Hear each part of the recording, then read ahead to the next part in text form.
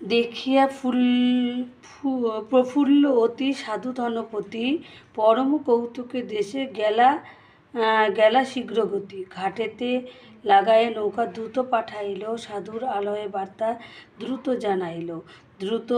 দূত মুখে পেয়ে বার্তা খুলল না যুবতী, পুরবালাগণে লয়ে আসি শীঘ্রগতি।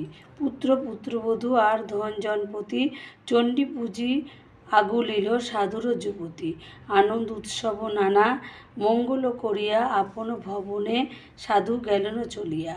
পরম আনন্দে ভুজে সাধু ধনপতি, অমর নগরে যেন দেবসুরপতি। নৃপতি সমান তাকে দেখে প্রজাগণে, নাহি রোগ শোক ভোগ সাধুর ভবনে। এসব বৃত্তান্ত শুনে বিক্রমকেশরী সাধুপুত্রে দিলা বিবাহ আপন কুমারী। মঙ্গলচণ্ডীর বরে হইল সম্পদ, শত্রু নষ্ট হইল তার, ঘুচিল বিপদ। ধন জন সৌভাগ্য দেখিয়া খুলল নার, ব্রত করে রমণীরা প্রতি মঙ্গলবার। কার্যসিদ্ধি ধন লাভ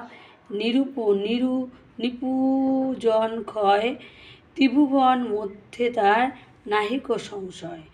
বিবাহ কামনা করি চণ্ডী পূজা করে, কুমারী পতিকে পায় চণ্ডী দেবী বরে।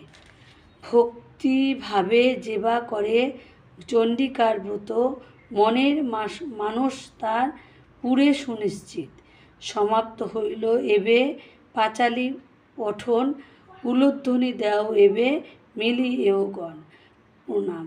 সর্বমঙ্গলে শিবে সর্বার্থ সাধিকে, শরণ্যে ত্র্যম্বকে গৌরী নারায়ণী নমস্তুতে। ওম নমশ্চণ্ডী কায়ৈ নমঃ। তো আমি শ্রী শ্রী মঙ্গলচণ্ডী পাঁচালী বা ব্রত কথাটা প্রায় 7টা খণ্ডে পড়ে দিলাম। তোমাদের যদি কারো প্রয়োজন হয় তাহলে তোমরা এই পাঁচালীটা দেখতে পারো। জয় মা মঙ্গলচণ্ডী, জয় মা।